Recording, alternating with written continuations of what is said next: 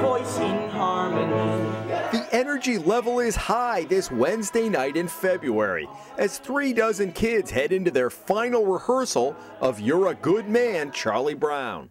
They've been practicing for nearly 2 months, but with opening night now on the immediate horizon, there's the usual mix of excitement, anticipation, and jitters during the tech rehearsal.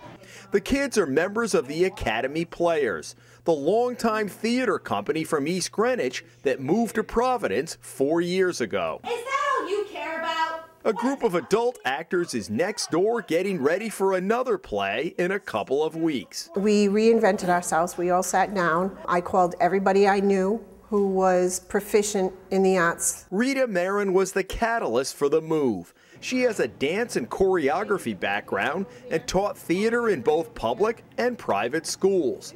Her vision for a rejuvenated academy was simple: a nonprofit community theater that gives back to the community. Right beside her, Rita's daughter, Chelsea, who came back to Rhode Island after graduating from the University of New Hampshire with a theater degree. That wasn't the original game plan, but Chelsea couldn't pass up the opportunity of working with her mom on a creative new initiative, the Stage Door Project.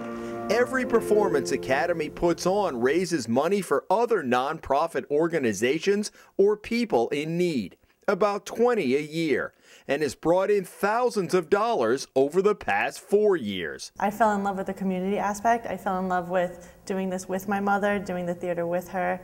It's just been an amazing thing to do. The Academy Players have been a fixture in East Greenwich since 1956, performing at Swift Gym for years, then moving to the Varnum Armory on Main Street. But Academy was struggling, and in 2010, Rita made a pitch to move it to a complex of buildings owned by her husband's construction company on the Providence-Johnston line. The central location made geographic sense, and they had more space, including the main theater, a practice room and storage area down the hall, and a separate dance company next door, where the kids gathered before the opening night of Charlie Brown. Charlie Brown. While the play had its 8-night run over 2 weeks in the main theater, a separate crew was in the practice studio rehearsing Plaza Suite, which would open several weeks after Charlie Brown ended its run. In fact, within hours on closing night,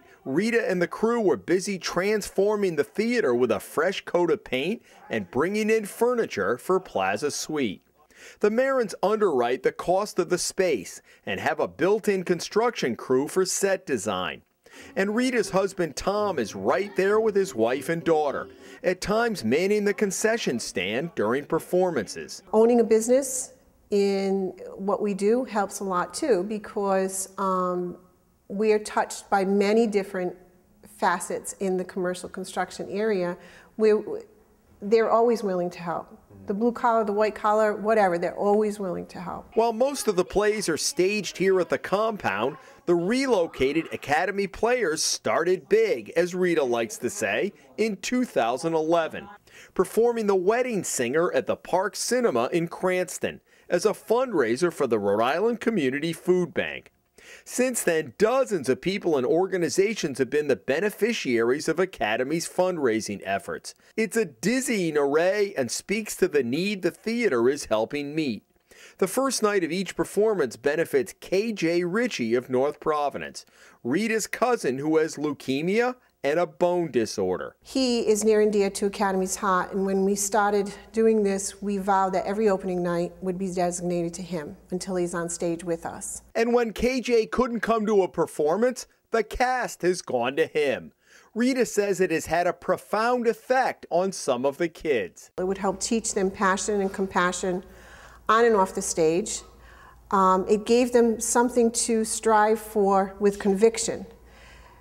Doing Beauty and the Beast, doing Annie, doing You're a Good Man, Charlie Brown.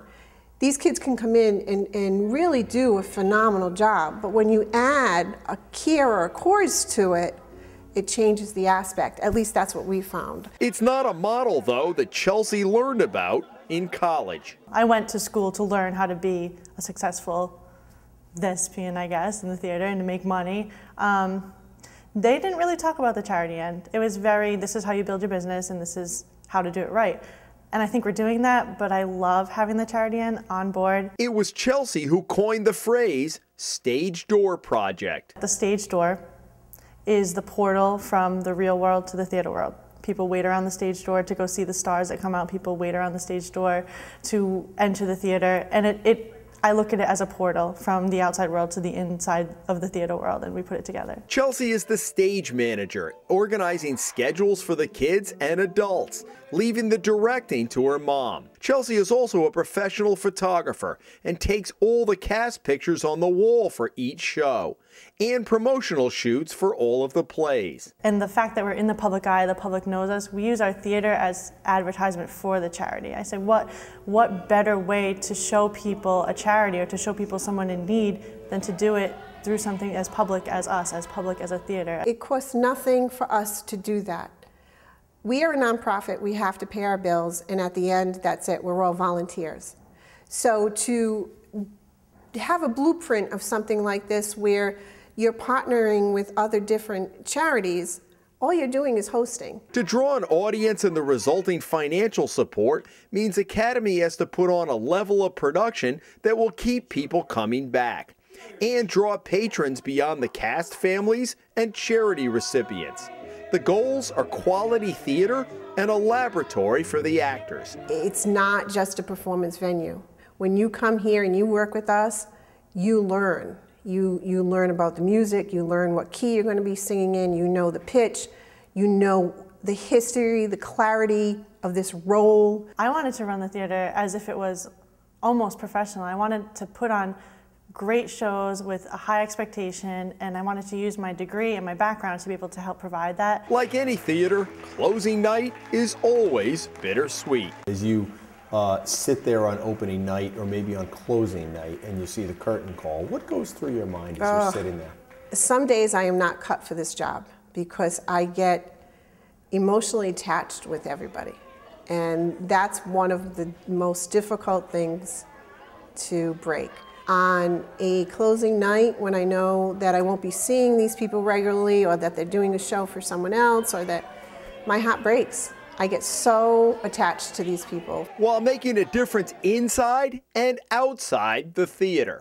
It makes me feel good that I'm doing something good with people's talents. In Providence, Jim Hummel for the Hummel Spotlight.